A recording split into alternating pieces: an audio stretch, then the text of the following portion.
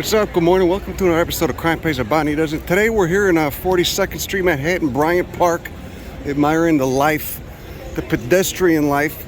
And but we're gonna head to Queens. We're gonna check out my friend Paulie's spot, look at some stuff, some unintentional ecology coming up, and hopefully have a nice day. God, I forgot, what a fucking great city, man. Look at, not a single person in a car. People walking, living the pedestrian life, hanging out. Fucking, not for everybody, I know, but it's still better than what most of America is now. Holy shit. You know? Not over romanticizing it. Here's probably a good number of assholes in the group, but still, you know, the great mixing of humanity. You fuck, instead of being stuck hunched over in a car, you know, slowly getting diabetes and obesity.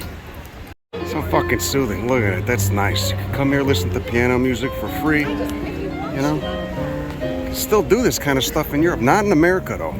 Not too many places in America. You're stuck in a car everywhere in our nationwide automobile slum. See, that's the line for the camp, but you can't do that. We'll go find some soil in a bush or something. Maybe those begonias over there.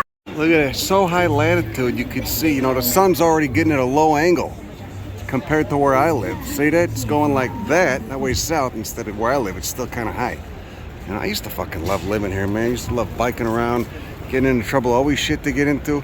Only problem is hard to find a public bathroom, so maybe I'll go in this little begonia pillar they got, you know? Just add some nitrogen. It's okay, you mix it with water, make sure you don't hit the concrete, piss in the soil, because, you know, urine on concrete tends to have a nice petrichor mixed with urea smell. Can be kind of off, but I'll just admire the predominantly male flowers on this begonia. I only see pistillate, I only see female flowers once in a while. Gotta check for that ovary beneath. There you go, there's a female flower, see that? No nectar reward, just putting out pollen for bees. Got a female flower and got a male flower. The yellow, of course, is pollen in this case. And in this case, that yellow on what is actually a stigma is meant to mimic pollen to induce bees to come check it out, looking for pollen to collect, and end up hopefully dabbing some pollen on it that they collected on another flower. Really bizarre stigma shape. So that's the female on the right. You could tell when you flip them over and you see you can see that ovary. That's going to turn into the begonia fruit once it's pollinated. And see, this one, this male, doesn't have it. Let's see, now we're going to take the F to Queens. Go to Paulie's spot. I can feel the heat coming off the subway, Jesus. Oh, that smell. Like urine, a little bit of cleaner. Maybe some petrichor off the floor tiles. God knows what else. Maybe some staph. You know, maybe some typhus, who knows. Welcome to Queens. That's a monster tree of heaven. Monster Ailanthus altissima. Simaroubaceae is the family. Brought over here from Asia in the late 1700s, presumably for silk moth production, but now it's escaped and it's real bad, especially in the east. You get it in a couple places in the west, but it really likes high rainfall areas, which of course is the eastern half of the United States. You know, so, but anyway, there you go, all over the place. You'll see it growing out of windows, growing out of roofs of buildings. Wood is very brittle and soft, breaks really easily, and kind of smells like piss. Apparently the sign ain't working. $500 reward for information leading to conviction of person or persons for defacement of this property called Schumann Properties. $500 isn't a lot these days, you know. Blame it on inflation. That's why they're still getting tagged. See that? You know, not enough incentive to call. And then right here we got two invasives that are thriving amidst, you know, just basically not even growing out of any soil, just growing, you know, in between the pavement, the asphalt, and a damn brick. We got Artemisia vulgaris, aka mugwort, relative of a Great Basin sagebrush, which you get out west, which is native. This, of course, is invasive. It's from Europe. Yeah, it kind of smells nice, kind of smells toxic. Of course, those secondary metabolites, those VOCs being emitted from the leaves, were meant to discourage herbivory, things gnawing on it, but supposedly it's got medicinal uses. I don't know what'll happen if you put it in your ass. Right here we got Morus alba, an invasive species of mulberry from China. Will form a large tree. Look at those nice little stipules you can see right there. See, they look like little hairs. See those little bracts, you know, poking out right there?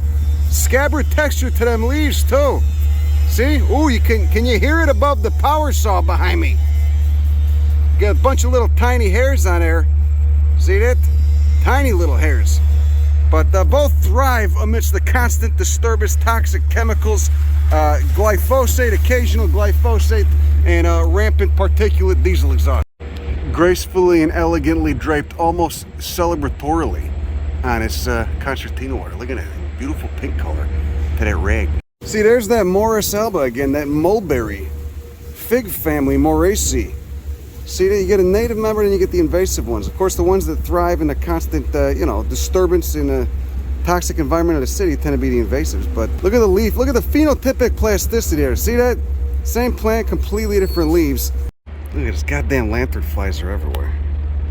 You know, they're pretty, I'll give them that, but anyway, so here we go. Now you see this lovely body of water, this probably quite toxic creek. Get your Solidago sempervirens, native goldenrod with those almost succulent leaves, no hairs on them. See, you feel kind of fleshy and whatnot, just about to go to flower. Late season bloomers like so many composites. For here we got another species of Symphyotrichum. I say another because I've been seeing about 9 or 10 of them. This is Symphyotrichum ericoides, which you also get in the Midwest. Those are nice bricks, nice bags of trash too. Maybe one of the people who lives on a houseboat is waiting to take it out. Over here we got Rumex crispus, Buckwheat Family-Polygonaceae. All right, again, thrives amidst the disturbance. All right, this one isn't a native. We do have some native members in this genus, but this one, of course, doing so well, is introduced. Look, this is that Artemisia vulgaris again. Same plant I was showing you before, but this is when it's flowering. It produces these long panicles of flowers, and then you get these little lanceolate leaves. Compare that with that heavily dissected leaf we've seen before out of that plant that was growing up against the brick wall. But same plant. Ooh, it does smell kind of nice. Kind of nauseating though too. And then here we got a nice native. This one's actually a native, unlike that Artemisia. This is a pokeweed, Phytolacca americana, in Phytolaccaceae, the family. Those berries, I think, will certainly make you puke if you eat them, but the birds love them, and the birds are the intended dispersers, the dispersers that co-evolved with this plant. Of course, not mammals. So not mammals dispersing those fruits, but birds, but it's a native. Order is Caryophyllales, same order as cactus, spinach, and beets. You can see those betalain pigments, which are the same red pigment you see in beets. If you eat some beets, you take a shit the next morning, you think you got colon cancer or something, and it's just happens to be those betalain pigments that you're seeing in the reflecting back in a bowl up at you, along with your own self-image. There you go. Okay, this is a cool one. I almost wonder if somebody planted this because it's a little too cool to just be growing up here. But it is a native, but also the seeds are wind dispersed, so maybe it did just pop up on its own. This is in the Family-Asteraceae. This is a plant colloquially known as silver bells, Halesia carolina. So that's that. There's those leaves right there, and then you can see the old peduncles where the flowers were, presumably in spring. Little white, very pleasantly scented flowers. And then the fruit is a dry capsule that splits open. Basically, well, it dehisces really, kind of just falls apart, and then the winged seeds go everywhere. So it could have just arrived here on its own, which is even cooler. It's a wonderful fucking native plant in the same order as blueberries, cranberries, madrones, all that shit. Ericales. Look at this. This is nice. This is such a nice setup right here. Heliopsis helianthoides. Heliopsis, so it implies it looks like a helianthus, a sunflower, but it's a little bit different. All right, a little bit, disparate from it on the sunflower family tree. Let's look at the filaries, of course, diagnostic when we're looking at the DYCs, the damn yellow composites, because they all look the same, generally speaking. When you're just looking at them like that, you got to flip them over. You look at those bracts that surround that cupped flower head. And then, of course, you got opposite leaves. You know, leaves can either be alternate or opposite. And in the case of Heliopsis, they're very distinctly opposite each other on that stem. Look, you could look into the individual florets that compose the composite flower head. So those are the actual individual flowers. That's nice. Look at that. God dang. Look at those 5 corolla lobes. Ooh, juicy. See that some of the milkweeds are laying low, and then others were going off. Look at that. See, the fruits aren't ready yet. Probably another 2 weeks. You'll know they're ready because they'll start to turn brown, and you crack them open, you'll see the seeds inside will be brown too. If you crack this open right now, the 120 seeds inside would still be white. Down here we got Echinacea purpurea. You know, I wonder if these popped up on their own or if someone brought seeds here or what. Either way, it's cool. Nice Amalak here. Rose family. That's a nice native. Service berries, the common name of those. Yeah, see, this is Paulie. This is Paulie's gate. So I called them, got the code. I'm gonna step in here and then we'll go say hi. There we go. All right, you first, Lou. Go ahead. Come on, go. Oh, that looks like American elm. Is that what that is? That's nice. Look at those big leaves. God damn.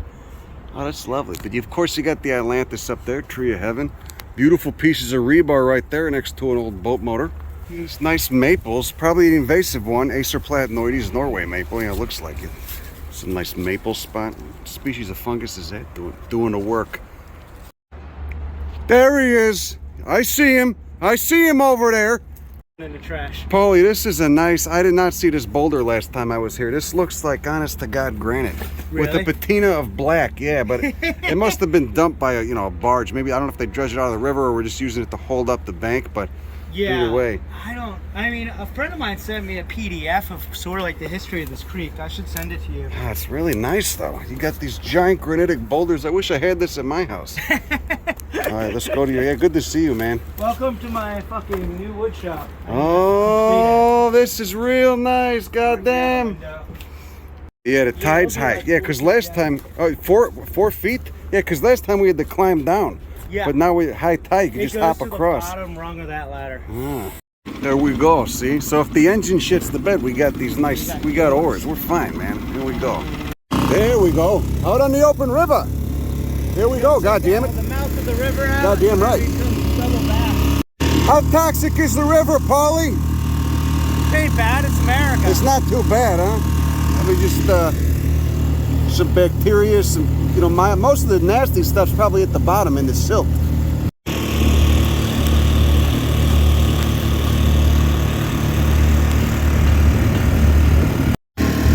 Now, those are going to be some hideous developments. Look at that. It's the giant cinder block. Oh, let's go look at this. This looks good, whatever that is. What is that? What is this stuff? Is it naturally occurring or planted? Oh, it's a coyote bush. It's Baccharis. Look at that. Fucking native Asteraceae. Look at that. In full flower. Look at them damn flowers. Holy shit. Oh, that's nice. Look at that thing. That thing's just covered in pollinators. Baccharis halimifolia, the East Coast version of what out west they call coyote bush. Such a great fucking plant, undervalued, covered in pollen. You got your European honeybees. You probably got some native bees over there. Plants are dioecious, either male or female, and those look like females. Yeah, they got, looks like a little brush poking out of a. So they got those pappus hairs for the seeds that will later need wind dispersal. So yeah, they're female. That's a female right there.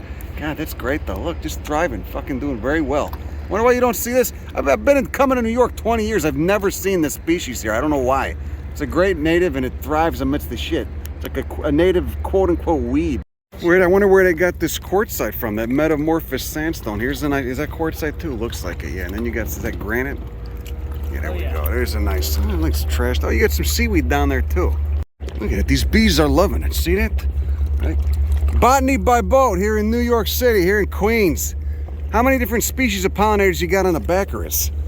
Right, widespread species on the East Coast. Halimifolia. Yeah, so see this? These little paintbrushes sticking out. Those are the pappus hairs. That's what helps the seeds get dispersed. Just like same way a dandelion has those hairs. That's the pappus on a dandelion. This being in the same family as dandelion also has the pappus. That's the female. These are done flowering, and they're getting ready to, that whole thing will open one of those flower heads, and you'll have a ton of seeds with those hairs on them. Over here we got the males, as you can see, and there's no brushes sticking out of those flower heads. There's just a little style. So you just got that little arrow-shaped style pushing pollen out of that fused anther tube, presenting pollen to pollinators, and luring them in with that sweet smell and a little bit of nectar. It does smell really good. These fucking beasts. You guys are pricks, no offense. See that? That's not a bad job at all.